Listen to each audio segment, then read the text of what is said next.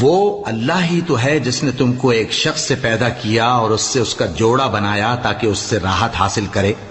सो जब वो उसके पास जाता है तो उसे हल्का सा हमल रह जाता है और वो उसके साथ चलती फिरती है।